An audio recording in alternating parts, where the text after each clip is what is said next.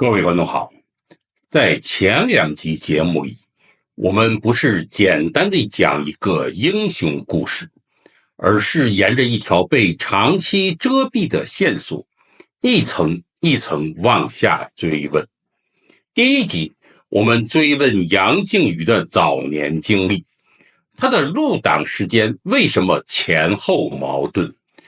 他在河南確山的暴動究竟是中共後來敘事中的農民革命，還是捲入地方武裝紅槍會、反北伐與私人勢力重新分配的一場政治暴動？第二集，我們把鏡頭推進到了滿洲，楊靖宇化名張冠一來到撫順，剛剛接手特支工作，很快就被捕。出賣他的王振祥，後來不僅沒有被歷史永遠釘在叛徒恥辱柱上，反而在中共系統中被稱為早年參加革命的同志，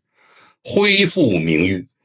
更奇怪的是，劉少奇同一時期在奉天被捕，卻很快獲釋，一個被關在奉天，一個被關在撫順。中共黨史卻說楊靖宇在獄中確認了劉少奇的身份，這個時間、地點、邏輯全部都對不上。所以今天這一集是3集的收尾，也是最關鍵的一集。我們要問的不是一句簡單的楊靖宇是不是英雄，而是另一個更深刻的問題。中共塑造的楊靖宇神話究竟遮住了什麼？抗聯的真實性質究竟是什麼？滿洲這段歷史中究竟扮演了一個什麼角色？第一個問題是，出獄之後，楊靖宇為何馬上再次被逮捕？1931年4月，楊靖宇從遼寧第一監獄獲釋。按照正常人的理解，一個剛從監獄出來的人，第一件事應當是隱藏身份、恢復身體、尋找安全落腳點。可是楊靖宇的選擇非常反常，他很快聯繫了中國濟難會，隨後因為濟難會成員被捕，他再次被逮捕，重新送入監獄，直到滿洲國建國後溥儀大赦，才獲得釋放。這就出現了一個重要問題，濟難會到底是什麼組織？為什麼楊靖宇一出獄就要聯繫他？這個組織為什麼會讓他再次捲入危險之中？按照中共今天的說法，中國濟難會後來改名為中國革命互濟會，是中共創建的群眾性救濟組織，主要任務是營救被捕黨員、工人骨幹、學生運動人員、農民運動人員，並向入獄者及其家屬提供生活費、衣物、探監聯絡和法律援助。表面上看，這像是一個人道救援機構，但如果只看到這一層，就看不到它真正的政治功能。互濟會在白區可以用救濟、探監、募捐、家屬互助的名義活動，實際卻承擔着地下聯絡、人員組織、人員轉移、經費輸送、政治宣傳和組織恢復的功能。換句話說，它既是救濟網絡，也是地下黨網絡。更重要的是，根據蘇聯解密資料，中國濟難會並不是一個單純的中國本土民間組織，而是共產國際系統中的國際赤色濟難會的中國分部。國際赤難濟難會是共產國際建立的外圍組織，名義上救援被监禁的革命者及其家屬，實際上它是共產國際政治體系的一部分。它的經費來源也不是普通中國百姓，而是共產國際。根據相關資料和檔案，1928年前後，中國濟難會每年接受的蘇聯共產國際援助約為13.1萬美元。這個數字放在今天也許聽起來很抽象，但在當時已是一筆極其驚人的巨款。按照當時購買力，這筆錢可以購買300輛美國福特轎車。革命不是只靠信仰，也要靠經費。我們必須打破一個長期形成的幻覺，好像早期中共地下運動完全是依靠理想、信仰和個人犧牲維持。信仰當然存在，犧牲也確實存在，但任何地下組織要運轉都離不開錢。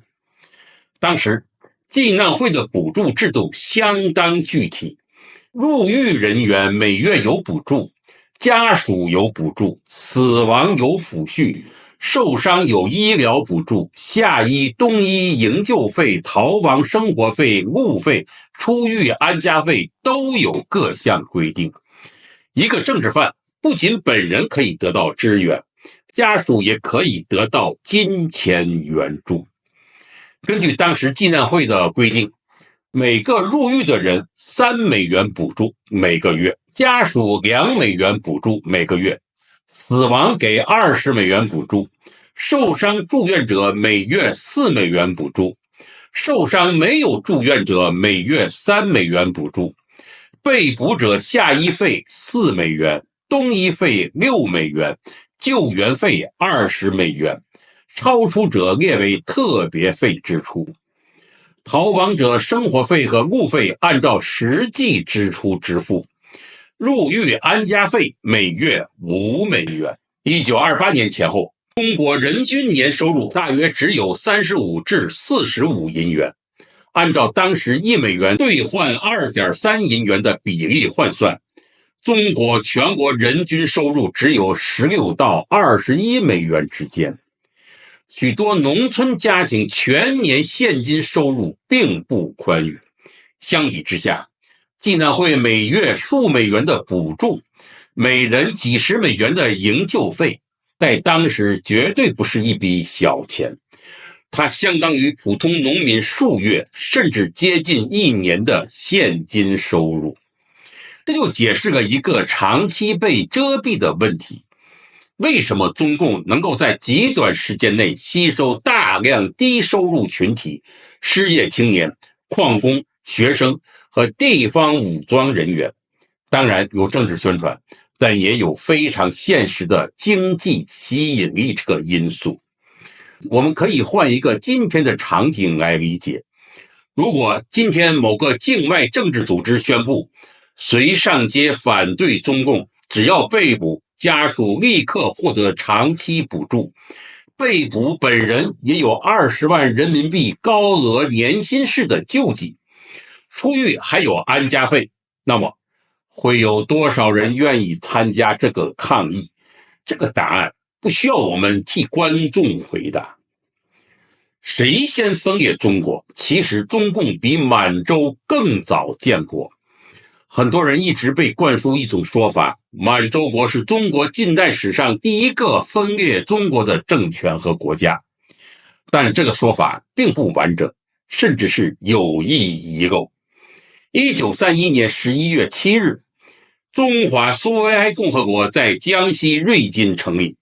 這個時間比滿洲國成立還要早4個月。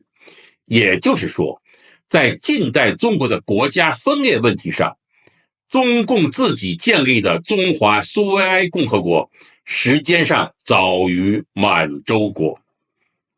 是中國分裂史上第一個首創者。而且中華蘇維埃共和國不是一個普通地方割據的政權，它公開接受共產國際與蘇聯的政治領導、意識形態、組織路線、軍事路線、經費來源都與蘇聯體系密切相關。它不是在中國國家體系內部爭取地方自治，而是在中國境內建立另一個以蘇聯為宗主意識形態的紅色政權，是蘇聯的傀儡。也正是在這個背景下，楊靖宇不只是一個河南人，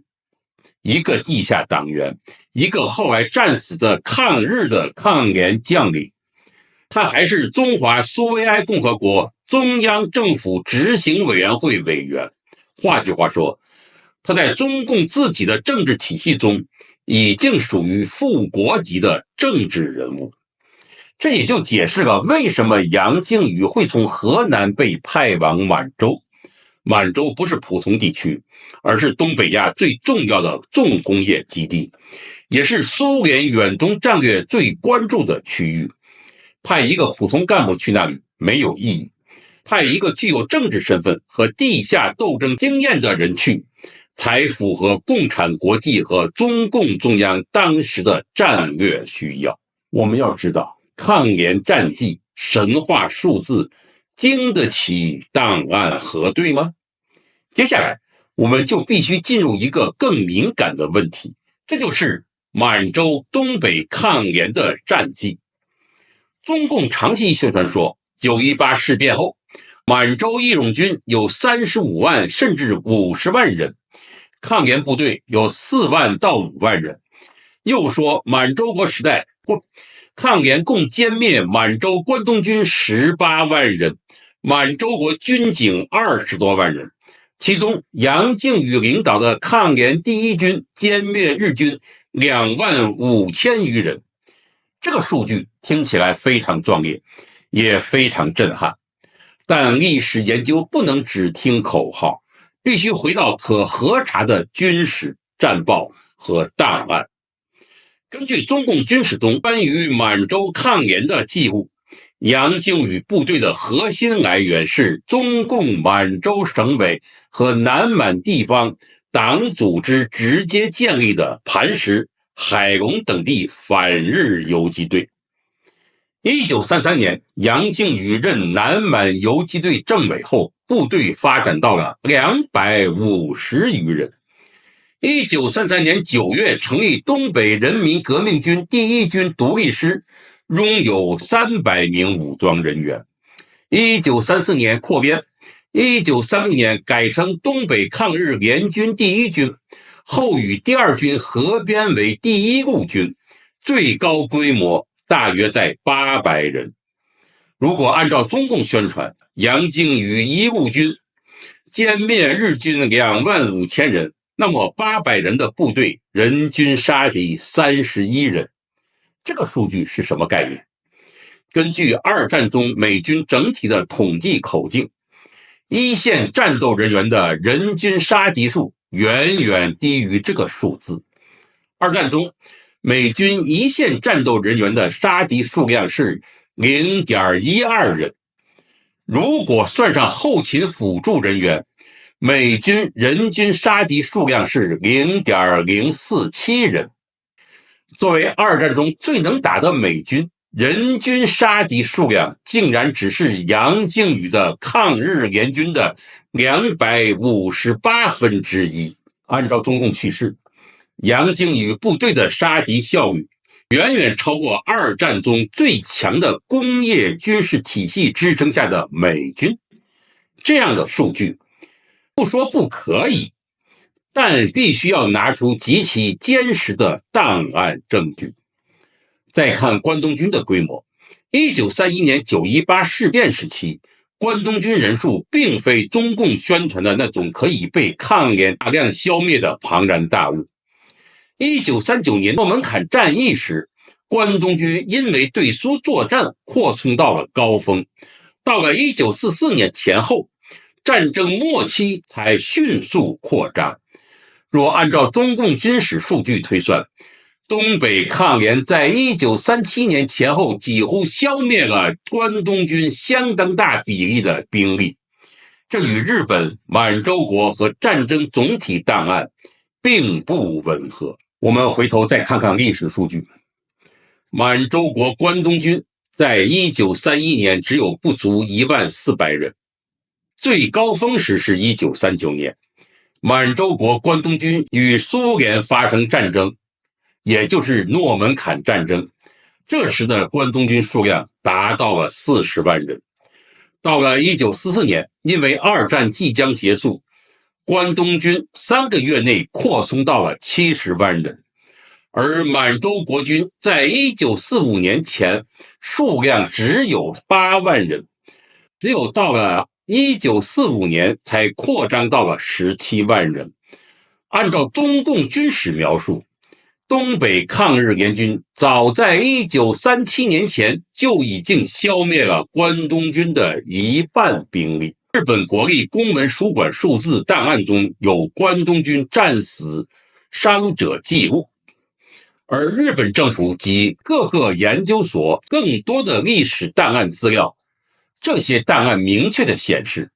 ，1939年諾門坎事件發生在滿洲國蒙古邊境，關東軍死亡最多，日本統計為戰死7696到8109人，戰傷8647人到8664人，生死不明失蹤者為1021人。918事變，也就是滿洲事變，關東軍軍人軍屬死亡者6050人。根據日本檔案資料，1931年至1945年之間，關東軍與滿洲國軍與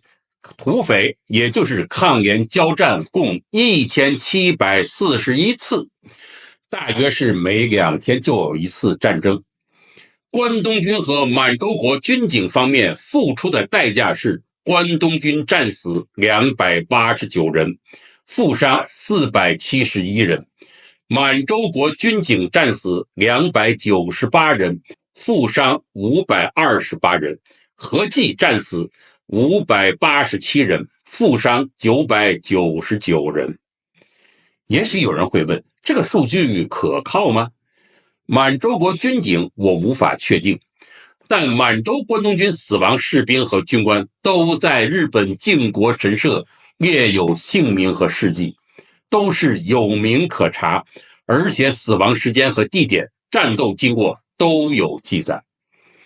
如果按照二戰中美軍的人均殺敵記錄標準計算，東北抗聯人均殺敵數量是 0.025 人，這個數據與美軍的 0.047 還是比較接近的。而哪個數據更可靠，不用我們分析，大家都會心中有數。當然，中共如何吹噓也無法掩蓋30萬義勇軍和4萬抗聯戰士在1937年就被徹底消滅在滿洲大地的事實。在另一份關東軍的戰報中報道了一個大型戰例，這就是三江省秋季討伐戰。在這次戰鬥中，抗聯戰死687人，受傷130人，被俘118人，投降47人，抗聯合計損失982人。關東軍和滿洲國軍警的損失是陣亡30人，受傷34人。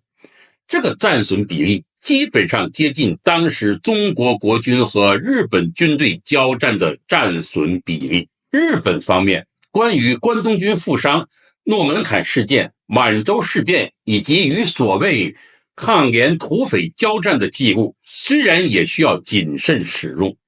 但它至少提供一個可以核對的外部坐標。根據相關檔案，1931年至1945年間，滿洲關東軍與滿洲國軍警同各類反滿抗日武裝交戰次數眾多，但關東軍與滿洲國軍警的實際戰死負傷數字與中共宣傳中的數十萬殲滅相差極大。但是這並不意味着抗聯沒有戰鬥，也不意味着楊靖宇個人沒有堅忍和勇氣。真正的問題是，一個人的死亡可以是真實的，一個組織的犧牲也可以是真實的，但中共後來疊加在其上的戰績神話卻未必是真實的。當然，還有一個問題，抗聯軍費真的是滿洲百姓自發支援的嗎？中共一直宣傳楊靖宇和抗聯堅持鬥爭，主要是依賴滿洲百姓支援。這個說法很有煽動性，因為他把抗聯塑造成滿洲民眾自發支持的本土抵抗運動。但是我們要問一個現實問題，如果中共中央撥給滿洲的經費一年只有800美元，那麼抗聯的長期活動、人員流動、武器彈藥、地下交通、家屬救濟、情報聯絡、宣傳印刷是靠什麼維持的？答案很可能並不在中國國內，而在蘇聯。中共在組織系統上隸屬於蘇聯共產國際，滿洲因其地緣位置、工業價值和對蘇戰略意義，又是蘇聯特別關注的地區，因此滿洲共產黨和抗聯的資金、武器、訓練、交通線並不完全通過中共中央普通經費渠道，而是存在單獨的蘇聯支援系統。大家也許會說，這有證據嗎？其實這並非沒有證據。抗聯武器中出現蘇制武器，抗聯與蘇聯遠東方面存在的聯繫，後期抗聯人員退入蘇聯境內整訓，這些都說明抗聯從來不是一個完全由滿洲農民用糧食和銅板養起來的本土組織。更關鍵的是，楊靖宇犧牲時身上攜帶的軍費已經高達6660滿洲元，按當時匯率折算，約為1560美元，足以購買當時最先進的美國汽車數輛。若按當時滿洲普通農民家庭收入估算，這是一筆極為巨大的現金。請各位觀眾思考一下，一個長期被圍剿、長期在山林中轉戰、長期缺糧缺衣的游擊隊總司令，為什麼身上會帶如此巨額的經費？這筆錢如果說全部來自滿洲農民自願捐獻，邏輯上很難成立。更合理的解釋是蘇聯體系提供了主要來源，另外有一部分來自地方徵收、搶掠或繳獲。根據中共黨史和蘇聯解密文件，楊靖宇還有下面幾個化名：乃超、袁海、楊占山、楊金志、馬順德、馬順清。其中乃超、袁海這2個名字大量的出現在蘇聯共產國際檔案和共產國際及蘇共遠東局與滿洲抗聯的通訊中，這充分說明了楊靖宇及東北抗聯直屬並接受蘇聯共產國際指揮的真實狀況。歷史最怕雙重標準，為了讓這個問題更清楚，我們不妨把故事換一個方向。假設今天美國向中國境內反對派長期提供經費，建立救濟會、營救會、地下聯絡站，凡是被捕者家屬有補貼，出獄有安家費，同時美國又派一個越南人進入中國，組織武裝力量，發動反中抗共活動，公開宣稱是為了保衛美國在亞洲的戰略利益。如果發生這樣的事情，中共會怎麼定義？他會被稱之為民族英雄嗎？會稱之為人民自發抵抗嗎？還是會被稱之為境外敵對勢力資助、顛覆國家、武裝滲透、分裂中國？我們回頭想一想，楊靖宇所幹的事情是不是這樣的一個事情？一個河南人到滿洲國去抵抗日本侵略，保衛蘇聯，這就是問題的核心。當類似事情發生在滿洲，中共就把它包裝成為抗日英雄史詩。當類似國際換到今天的中國，中共必然會稱之為境外顛覆。這不是歷史標準，這是政治敘事。在這3集中，我們試圖可以得到一個結論：楊靖宇之死是真實的，但中共神話並不等於歷史真實。經過3集節目，我們可以做出一個清晰而謹慎的結論。第一，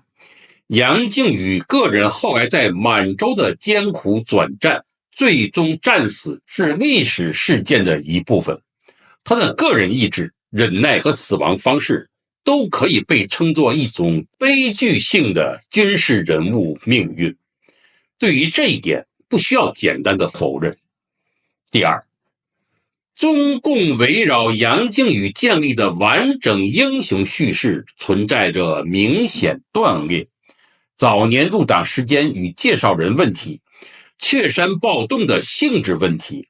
河南被捕記錄問題，劉少奇與楊靖宇同時期被捕釋放的時間矛盾問題，王振祥後來恢復名譽的問題，